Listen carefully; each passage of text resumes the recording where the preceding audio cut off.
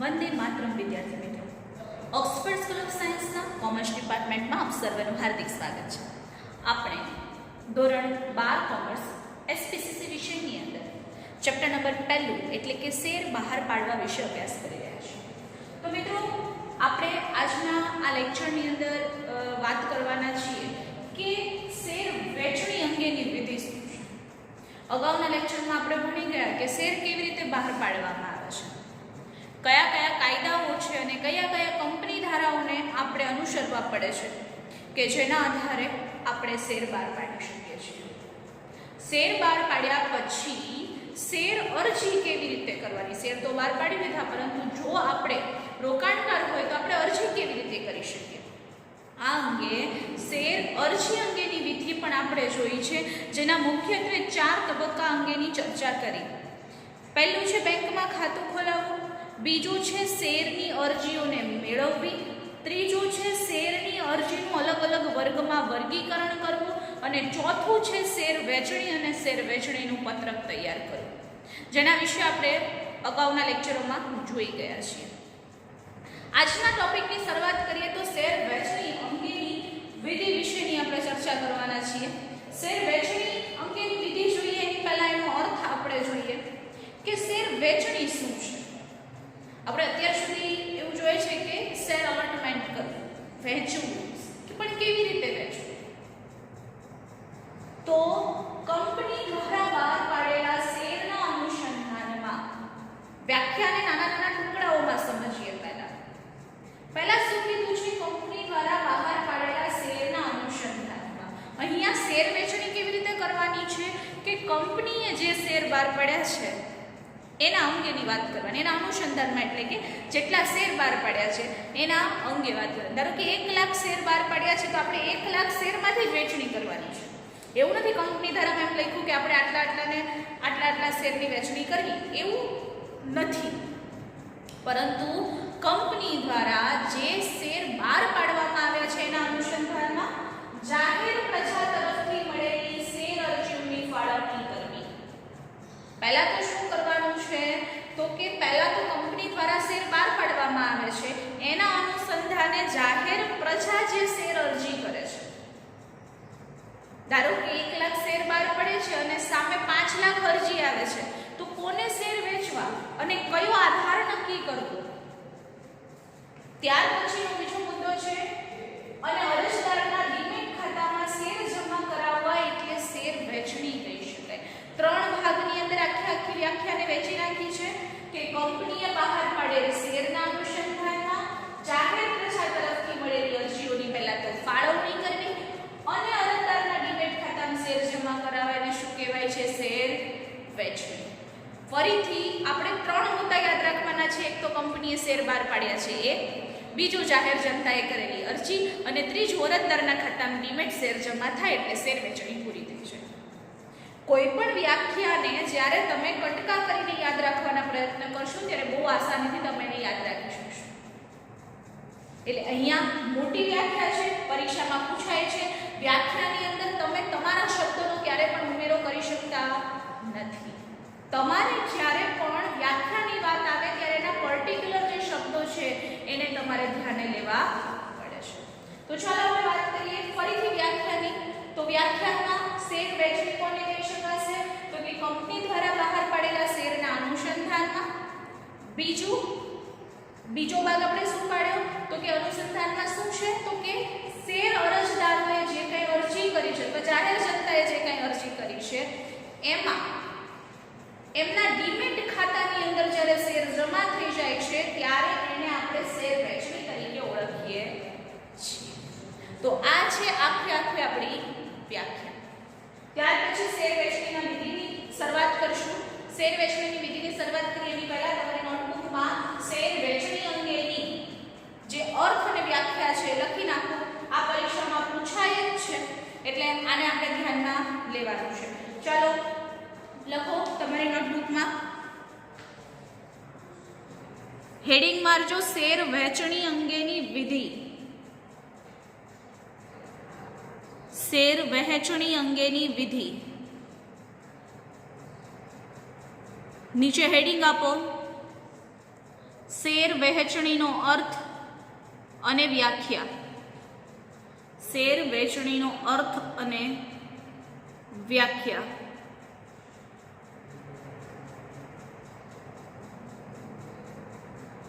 Company દ્વારા બહાર પાડેલા શેરના અનુસંધાનમાં કંપની દ્વારા બહાર પાડેલા શેરના અનુસંધાનમાં જાહેર પ્રજા તરફથી મળેલ શેર અરજીઓની ફાળવણી કરવી અને અરજદારના ડીમેટ ખાતામાં શેર જમા કરાવવા એટલે શેર વહેંચણી. નીચે લખી નાખો કી કરીને લખવાનું છે, KEY કી કરીને લખો. આપણે દરેક વ્યાખ્યાની નીચે એની કી લખવાની છે, એટલે તમારે વ્યાખ્યા જ્યારે યાદ કરવી હોય ત્યારે એની કી જોઈ લેવાની. કી કરીને લખો.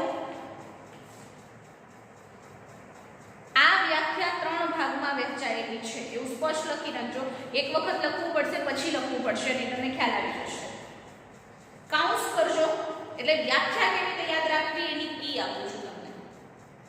કાઉન્સમાં લખો કંપનીએ બહાર પાડેલા શેર, એના પછી ડેશ કરીને અથવા નીચે પણ લખી શકો છો જાહેર પ્રજાએ કરેલી અરજી, અને ત્રીજું લખો ડીમેટ ખાતામાં શેર જમા કરવા. ચલો આપણી આ વ્યાખ્યા તૈયાર થઈ ગઈ છે. હવે આપણે જોશું શેર વહેંચણીની વિધિ અંગે.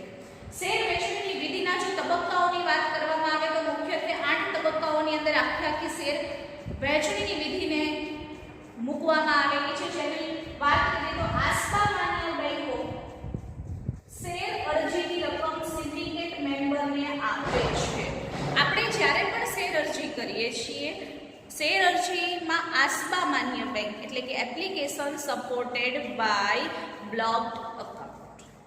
તો આ જે બેંકો છે, આસપા માન્ય જે બેંકો છે, એ શેર અરજીની રકમ સિન્ડિકેટ મેમ્બરને આપે છે. કોને આપે છે?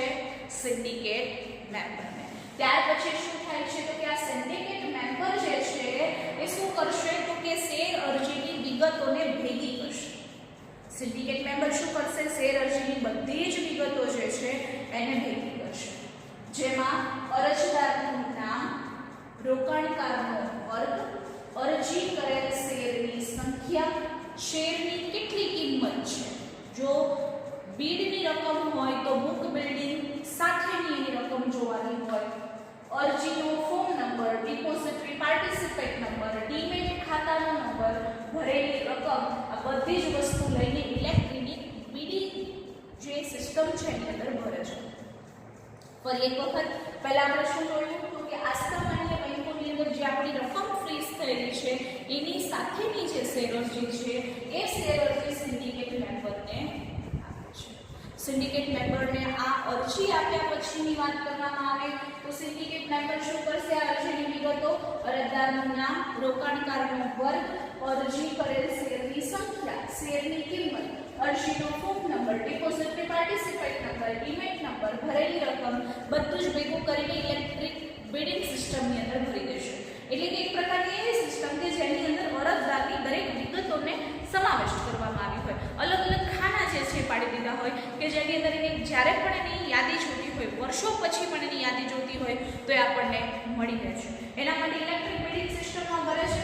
ત્યાર પછી સિન્ડિકેટ મેમ્બરો વિગત છે એ ભરણા રજિસ્ટ્રારને અને માન્ય શેર દશાને મોકલે છે. આ બધી જ વિગત એટલે કે અરજી કોણે કરેલી છે, એનું નામ શું છે, એને કેટલા શેર માટે અરજી કરી હતી, શેરની રકમ કેટલી છે, ડિપોઝિટરી પાર્ટિસિપેટ નંબર, આ બધું જ પહેલા ભરણા રજિસ્ટ્રારને આપે છે. ભરણા રજિસ્ટ્રાર એટલે કે કંપની રજિસ્ટ્રારની સાથે જેણે પણ શેરનું ભરણું બહાર પાડ્યું છે, જેણે શેર બહાર પાડ્યા છે અને જેણે શેરની મુખ્ય કિંમતો જે છે એનું આયોજન કરવાનું છે એવા ભરણા રજિસ્ટ્રાર શું કરશે તો કે આ બધી જ વિગતો પહેલા તો સિન્ડિકેટ મેમ્બર ભરણા રજિસ્ટ્રારને આપશે અને માન્ય શેર બજારમાં આ વિગતો પહોંચાડશે. એના પછી શું થાય તો કે ભરણા રજિસ્ટ્રાર શું કરશે અરજીનું વર્ગીકરણ કરશે. આપણે આના પહેલાના લેક્ચરની અંદર જોઈ ગયા છીએ કે શેરનું વર્ગીકરણ 4 થી 5 વિવિધ વિભાગમાં કરવામાં આવે છે અને આ પરીક્ષામાં પૂછાતો પ્રશ્ન છે એવું મેં કીધું. તો ભરણા રજિસ્ટ્રાર શું કરશે અરજીઓનું અલગ અલગ વર્ગમાં જુદા જુદા વર્ગમાં વર્ગીકરણ કરશે. કેવી રીતે વર્ગીકરણ કરશે તો કે છૂટક રોકાણકારમાં, ઊંચી નેટવર્થ ધરાવતા, વિદેશી રોકાણકાર, કંપનીના કર્મચારી, સંસ્થાકીય કર્મચારી અથવા તો સંસ્થાકીય રોકાણકાર એવા અલગ અલગ વિભાગોમાં એનું વર્ગીકરણ આ અરજીઓનું કરવામાં આવશે. અને ભરણા registrar, lead manager, syndicate member, કંપનીના સેક્રેટરી એ શેરનો એક આધાર નક્કી કરશે ને એના આધારે ફાળવણી કરશે. કોને કેટલા શેર આપવા એનો આધાર નક્કી થાય. એવું નથી કે 1 લાખ માંથી 5 લાખની અરજી આવી 1 લાખને શેર પણ 4 લાખને રિજેક્ટ એમ નહીં. અથવા પહેલાના ધોરણે જેને મળ્યું બાકીનું ગયું એમ નહીં. દરેકનું ક્લાસિફિકેશન હોય કે આટલા છૂટક રોકાણકાર આપણે અગાઉના લેક્ચરની અંદર વાત કરી હતી કે કુલ જે રકમના શેર બહાર પાડ્યા છે એના ઓછામાં ઓછા 10% એવી રકમ હોવી જોઈએ કે આ 10% રકમ જે છે છૂટક રોકાણકારને મળે અથવા 10% શેર એવા અનામત રાખવા પડે કે જે છૂટક રોકાણકાર માટે હોય. તો અહીંયા સેમ વસ્તુ એ છે કે ભરણા registrar, lead manager, syndicate member, કંપનીના સેક્રેટરી આ બધા શું કરશે એક આધાર નક્કી કરશે અને આ આધારને આધારે શેરની ફાળવણી કરવામાં આવશે. ફરી એક વખત આટલી માહિતી જોઈ લઈએ પછી નોટબુકમાં નોંધીએ. આસ્પામાન્ય બેંકો શું કરશે શેર અરજીની રકમ સિન્ડિકેટ મેમ્બરને આપે છે. સિન્ડિકેટ મેમ્બર શું કરશે અરજીની વિગતો છે એ ઇલેક્ટ્રોનિક બિડિંગ સિસ્ટમમાં ભરશે. તો એ અરજીની કઈ વિગત છે તો કે અરજદારનું નામ શું છે, રોકાણકારનો વર્ગ એટલે આ 4 માંથી કયો રોકાણકારનો વર્ગ છે, એ છૂટક રોકાણકાર છે, ઊંચી નેટવર્થ ધરાવે છે, વિદેશી રોકાણકાર, કંપનીના કર્મચારી કે સંસ્થાકીય રોકાણકાર છે. આવા વિભાગ પડે. અરજી કરેલ શેરની સંખ્યા અને કેટલા શેર માટે અરજી કરી છે, શેરની કિંમત શું છે, અરજીનો ફોર્મ નંબર શું છે, ડિપોઝિટરી પાર્ટિસિપેટ નંબર શું છે, ડીમેટ નંબર અને ભરેલ રકમ છે બધું ભેગું કરીને ઇલેક્ટ્રોનિક બિલિંગમાં ભરી દેશે. સિન્ડિકેટ મેમ્બર આ બધી જ વિગતો ભરણા રજિસ્ટ્રાર અને માન્ય શેર બજાર બંનેને મોકલશે. ભરણા રજિસ્ટ્રાર અરજીનું વર્ગીકરણ કરશે. સિન્ડિકેટ મેમ્બરે વિગતો મોકલી દીધી. ભરણા રજિસ્ટ્રાર શું કરશે અરજીનું વર્ગીકરણ કરશે જેમ કે છૂટક રોકાણકાર, ઊંચી નેટવર્થ ધરાવતા, વિદેશી રોકાણકાર, સંસ્થાકીય રોકાણકાર અને કંપનીના કર્મચારીમાં ક્લાસિફિકેશન કરશે અથવા તો વર્ગીકરણ કરશે. ભરણા રજિસ્ટ્રાર, લીડ મેનેજર અને સિન્ડિકેટ મેમ્બર કંપનીના સેક્રેટરી અને શેરના આધારે ફાળવણી કરશે. ચાલો તો આપણે નોટબુકમાં નોંધી લો આટલી વસ્તુ. એટલે આગળ આપણે શેર વહેંચણીની વિધિના તબક્કા આપણે આગળ જોઈએ. લખો શેર વહેંચણીની વિધિ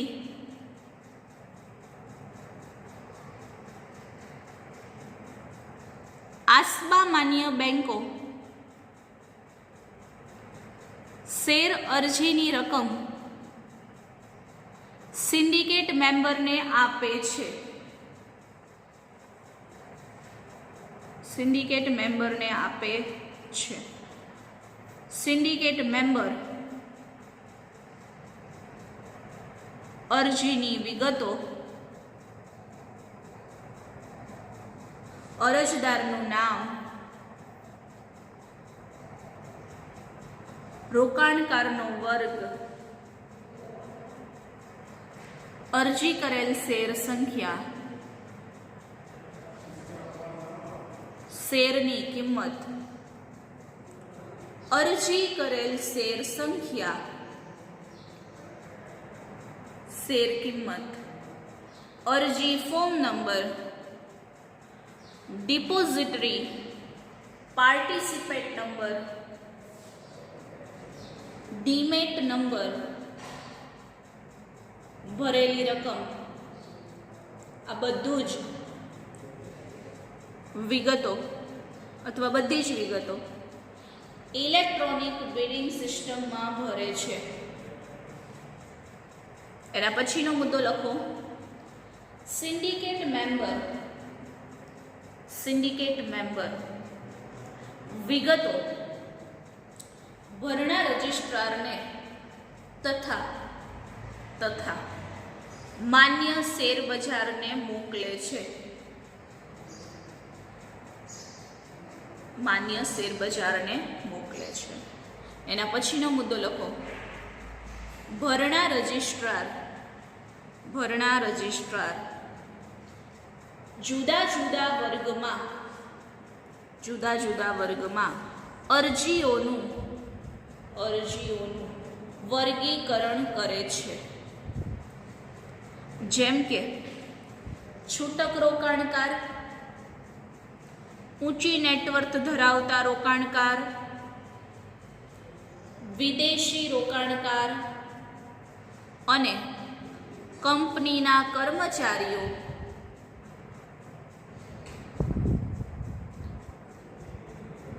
જેમાં વર્ગીકરણ થાય છે. નેક્સ્ટ લખો. ભરણા રજિસ્ટ્રાર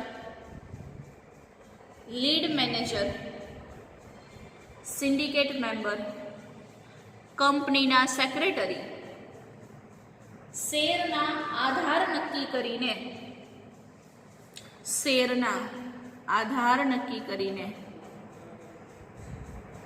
ફાળવણી કરે છે. આધાર નક્કી કરી અને ફાળવણી કરે છે. ચલો એના પછીનો મુદ્દો જોઈએ કે ફાળવણીનો આધાર અહીંયા નક્કી થયો છે. તો જે ફાળવણીનો આધાર નક્કી થયો છે એને ધ્યાનમાં લઈને શેરની ફાળવણી કરવામાં આવે છે.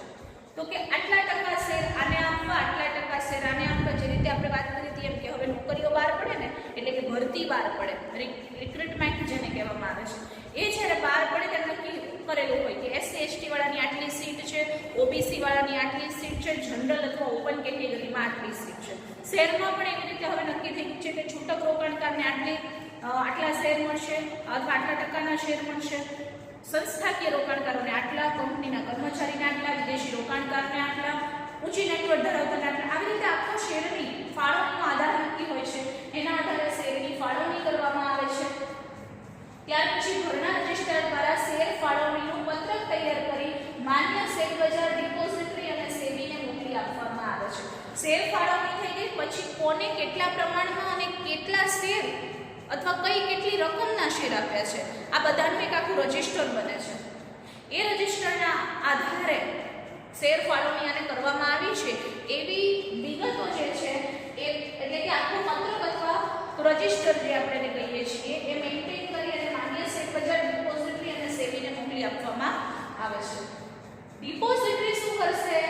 ડિપોઝિટરીને મોકલશે તો ડિપોઝિટરી શું કરશે? ડીમેટ ખાતામાં શેર જમા કરશે અને પેલાના રૂપિયા લઈ અને કોને આપી દેશે? કંપનીને આપી દેશે. નામંજૂર થયેલા જે શેર છે એ અરજદારને SMS કે ઈમેલ થી જાણ કરશે. ભાઈ તમારા શેર નામંજૂર થયા છે, તમારી રકમ તમે તમારી રીતે ઉપાડી શકો છો, કારણ કે કંપનીએ તો લીધી જ નથી. એટલે આસપાસમાં જેને રકમ પડી છે ને લેવી હોય તો એ લઈ જઈ શકે છે. અને છેલ્લું છે લીડ મેનેજર શું કરશે? માન્ય શેર બજારમાં નોંધણી કરશે. ભાઈ આ વ્યક્તિને શેર આપ્યા છે, હવે એને શેરનું ખરીદ વેચાણ કરવું હોય તો માન્ય શેર બજારમાં એનું લિસ્ટિંગ કરવું પડે, એનું નામ ચડાવવું પડે તો જે ખરીદ વેચાણ કરી શકે. ફરી એક વખત જોઈએ તો કે ફાળવણીના આધારને ધ્યાનમાં લઈને શેરની ફાળવણી કરવામાં આવે છે. ભરણા રજિસ્ટ્રાર દ્વારા શેરની ફાળવણીનું પત્રક તૈયાર કરવામાં આવે છે. આ પત્રક તૈયાર કરી માન્ય શેર બજારને, ડિપોઝિટરી અને સેબીને મોકલી આપવામાં આવે છે. ડિપોઝિટરી શું કરશે? ડીમેટ ખાતામાં શેર જમા કરે છે. નામંજૂર અરજદારને SMS કે ઈમેલથી જાણ કરે છે, એટલે નામંજૂર થયેલા શેર હોય તો એને જાણ કરી આપે છે. અને લીડ મેનેજર માન્ય શેર બજારની અંદર લિસ્ટિંગ અથવા નોંધણી કરે છે. ચાલો અહીંયા આપણી શેર વેચણીની વિધિ પૂરી થઈ છે. તમારા નોટબુકની અંદર નોંધી લો. જ્યાંથી આપણે અધૂરું મૂક્યું હતું ત્યાંથી જ લખો કે ફાળવણીના આધારને ધ્યાને લઈને